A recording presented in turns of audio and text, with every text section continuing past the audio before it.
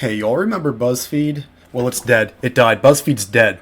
The incredibly satisfying death of BuzzFeed. Feed. 20 million subscribers, 20,000 views a video. The once thriving brand now displays a Google trend graph that looks like this, a YouTube viewership graph that looks like this, and a stock price graph that looks like this. The price fall of 55% from $10 a share to $4.50 a share. As of today, $2.36 a share.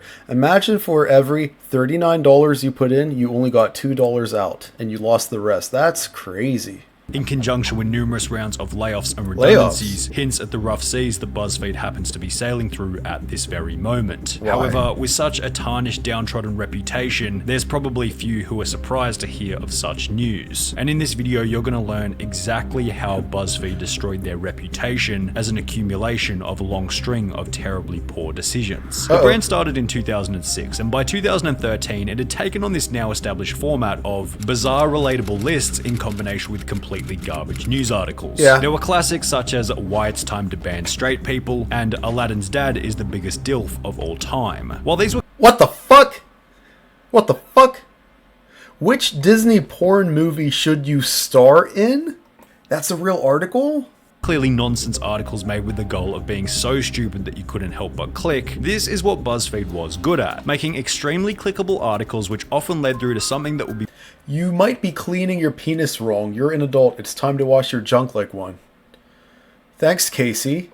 relatable to their youthful audience. 6 signs you're becoming your Asian parents. 17 struggles all suburban black kids know too well. It's got to be such a dumb This article. also showed that BuzzFeed was big on the whole identity politics movement. Yeah, that's what I'm saying. That was being popularized at the time. Many of their articles were very focused on men versus women, 17 phrases all gay men love to hear. 25 things men can finally do at last.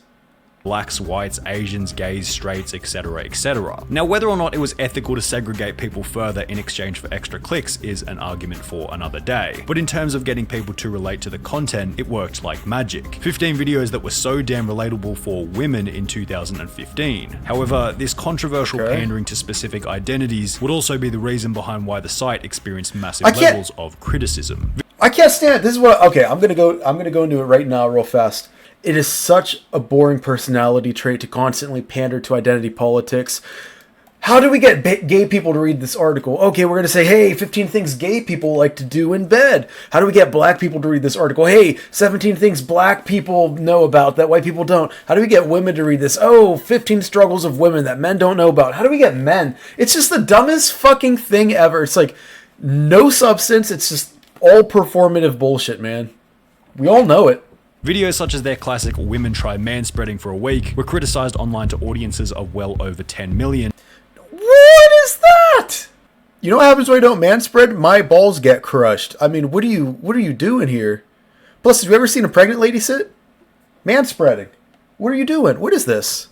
This reminds me of that study where a woman walks straight on and a bunch of men bump into her, and she's like, wow, men are bumping into me, but no, you're bumping into people. Like, what is this? Is the dumbest fucking shit. And on top of their already brutal 60% dislike ratios. Everything wrong with BuzzFeed, 4 million. BuzzFeed has hit a new low, 5.5 million. 36 stupid feminist questions answered, 25 million views. This is terrible. You're trying to relate opening your legs to sexism and now racism. BuzzFeed began to undermine their own reputation and public image with the politicization of their brand. If you look at BuzzFeed's Google search volume graph, there was nothing but growth between 2011 and mid-2015. See what they were doing towards that period and keep doing that stuff. Beginning to decline in late 2015 and 2016, a time which conveniently coincided with the brand's severe political shift. On YouTube, it was a similar story. Nothing but growth from 2012 until August 2015, peaking at 377 million views in a month before halving in the year that followed. In the process, BuzzFeed did a pretty good job of completely and utterly destroying their news department's credibility. In August 2017, the University of Missouri surveyed 8,728 individuals, attempting to determine the most and least trusted news sources in the USA. Respondents on average, quote, leaned towards the liberal side of the political spectrum, with the distribution looking a little like this, and BuzzFeed still scored as the second least trusted news site in the USA.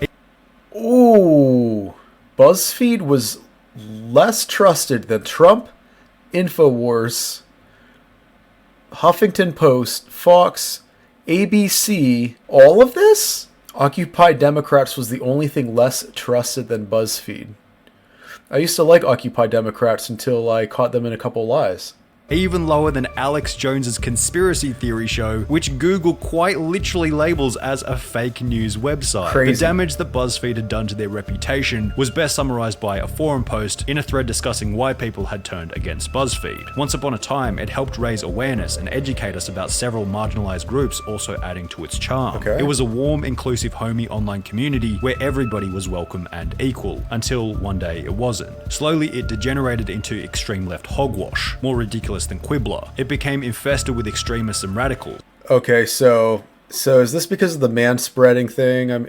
Instead of focusing on important issues, it focused on non-issues like man-spreading. Instead of focusing on the spirit of equality, it became obsessed with the rhetoric of victimhood. Yeah. Nowadays, BuzzFeed has become shitfeed. Mostly. Mostly is a very important word to focus on here, and it'd be stupid to throw the baby out with the bathwater. Ryan Bergara and Shane Madej, who are certainly contenders for the two biggest legends in YouTube history, were absolutely killing it with what many considered to be the greatest series ever uploaded to the platform, BuzzFeed Unsolved, eventually releasing over 70 episodes that cracked the 10 million view mark. Ooh. The difference in quality between BuzzFeed Unsolved and the BuzzFeed main channel has often been highlighted in comments such as, whenever I hear BuzzFeed, it's either followed by is complete garbage or Unsolved is the best series on the internet. Look so I at can that. also say for certain that they have a wide range of content, both in subject and quality. Others such as the Try Guys had a similarly positive impact on BuzzFeed's brand, often gaining over 20 million views on their episodes. However, Nice. it seemed as though every single one of these positive Now, which one of these people cheated on their wife? Which one was it? I don't remember. Which one cheated on his wife? I just remember all of them have low testosterone. influencers eventually wound up following a similar path. Nowadays, all you gotta do is join BuzzFeed, be in a handful of vids, then leave, and boom, instant traffic to your new already owned channel. They'd achieved massive success through BuzzFeed using their own personalities, wait for their BuzzFeed contract to end, then leave and start their own channel doing Fair. the exact same thing, only Fair. with more creative freedom and financial incentive. Quite frankly, they didn't want to pay us enough. Okay. The previously shown clip was taken from a video titled Why We Left BuzzFeed from 4 different perspectives, which was one of the countless Why I Left BuzzFeed videos that had cemented this common phenomena of Oh, wow. Everyone's leaving BuzzFeed. Dude, what's happening? gaining skills, then leaving to pursue your own project. People literally made comments on these videos saying Why I Left BuzzFeed could have its own channel. Oh my The significance God. of this was that it showed BuzzFeed wasn't very good at keeping their top talent. Perhaps No not the retention. fault of BuzzFeed themselves, but rather that it was simply too easy for their top people to leave and continue the same shtick under their own name, taking their audience along with them. The Try Guys often received comments such as they didn't need BuzzFeed, they're the reason people watched BuzzFeed. Yeah? While an interviewee on an article discussing BuzzFeed's changes stated, after my favorite creators and video stars left, I no longer found their videos funny or even entertaining. I haven't watched a single BuzzFeed video since the Try Guys departed. Why would BuzzFeed you? Unsolved received similar comments such as Ryan and Shane literally carried this channel. Without them, BuzzFeed is irrelevant. Let's be honest here. The new people that are taking over have big shoes to fill, which was commented after Ryan and Shane also announced that they will be leaving to create their own channel called Oh my Watcher. God. However, at least the BuzzFeed Unsolved boys and the Try Guys had the ability to resign with a bit of dignity, a luxury unavailable to the hundreds laid off by BuzzFeed over the last 6 years at BuzzFeed, laid off, paid off, but at least I made off with a wife and 2 kids. Excited to see everyone 4 fly. years. Articles such as this one cited the layoff of 100 employees in November 2017 after BuzzFeed fell short of their revenue goals by God. 20%. It was the same story in January We didn't hit our revenue goals, so we're gonna fire people that help bring us revenue. 2019. Another 200 staff representing 15% of the entire company were Well, hold on a second. If you can fire 200 people, then you never needed them, right? laid off, the reason for which being that BuzzFeed was unable to diversify its revenue, a fancy sentence meaning they didn't make enough money. The company would come under fire for this round of layoffs in an article posted by NextChart. BuzzFeed, look at that. BuzzFeed is being accused of laying off mostly people of color and LGBT employees. They're laying off the gays. BuzzFeed is laying off black people and gay people. With all of their holier-than-thou performative bullshit articles, those are the people they're firing. Look at that. Because it's all performative bullshit, and that's why people don't resonate with it. Because they can tell that it's fake. titled BuzzFeed is being accused of laying off mostly people of color and Surprise, LGBT surprise. employees, which highlighted numerous Twitter responses from BuzzFeed's fans. One specifically stated, whether you support BuzzFeed or not, the facts are that hundreds of people who made/worked on content speaking to marginalized and unrepresented groups are being laid off, and that is a problem. Now, the more likely, simple reality is that these people were probably just working in an area that had become unprofitable. BuzzFeed isn't going to discriminate based on skin color or sexual Well, you don't know. orientation. However, BuzzFeed is going to discriminate based on what is bringing in profit. The additional Yes. reason for most of the layoffs being people of color or members of the LGBT community Why wasn't more a meritocracy related? Or, for example, why did they give all of the jobs to the gay people and black people that weren't making money? Like, why? I don't understand why lay them off. It doesn't make sense. I'm trying to understand it. It doesn't make sense. If all of the black and gay people were given jobs that were irrelevant, why weren't they given better jobs? I don't. How does a company come up with this stuff? is also related to their hiring process. On the 18th of February 2016, one of BuzzFeed's writers announced that they were looking to hire some new talent in a tweet stating, "Would you like to write long form for BuzzFeed Canada? Well, you can." Well, now they're hiring again. Look at that. They laid off gay and black people and now they're hiring. Look at that. And we want pitches for your Canada-centric essays and reporting. The tweets continued. BuzzFeed Canada would particularly like to hear from you if you are not white and not male. But that just means you're going to get fired. What are they doing here? Isn't this literally discrimination based on race? If you're a white man upset that we are looking for mostly non-white non-men, I don't care about you. Go write for McLean's. What? Why would you do this as a company? Why would you purposely rage bait a whole race of people? If you're a white man upset that we are looking mostly for non-white... What? What the hell's wrong with this? White men are still permitted to pitch. I will read it, I will consider it. I'm just less interested because... Dan Spearin. Oh, surprise, surprise. Well, there's Dan Spearin, and he is a white male. Surprise, surprise, Dan Spearin's a white male. That's him, right? So you shouldn't have your job then. How would you feel? What is happening here? It's always these weird white guys that hate other white guys. It's almost like they have this weird savior complex, like, oh, all gay people, all women, all people of color, I have saved you. I am only hiring people like you. I'm in charge, though. Me, the white male's in charge. Like, it's not any better. It's just weird. It's just a weird thing that people do, man. Because, men. White men get huffy when you don't actively encourage white men to do stuff, because white men think they're... Why do you keep talking about white men? What is wrong with you? Why do you keep bringing up race? That's like what weird people do, bro. They're owed everything. Giving ignored voices preferential treatment is not racist again. No, but you're not giving ignored voices preferential treatment because you didn't say people of color encouraged to apply. You said white people encouraged not to apply. It is an attempt to fix all of history. You're going to fix history by firing black and gay people and then asking them to get hired again. That's how you're fixing history. See how this is just performative bullshit? You want to fix history, BuzzFeed, you need to go back in time and fire this dude because he's out of control. It's a bad look, bro. If you have a company, hire who you want, bro. But like, you're going so far out of your way to try to make yourself look good to one group. They're going to see that bullshit. They're going to see. They're going to know what you're doing. They're not dumb. People aren't dumb. Against white people, it is an attempt to fix all of history. Haha, anyway, ban men, literally throw them in the garbage. What is this? I'm actually getting pictures from white men that start with, "Sorry, I'm a white man." That doesn't actually help your case. This isn't about you. If BuzzFeed were only interested in employing minorities, statistically speaking, when it came to layoffs, a large portion of the laid off staff were inevitably going to be minorities. Yeah. In addition to the 200 layoffs in early 2019, the lack of performance from BuzzFeed News, the only division in all of BuzzFeed that wasn't profitable, resulted in the shutdown of both.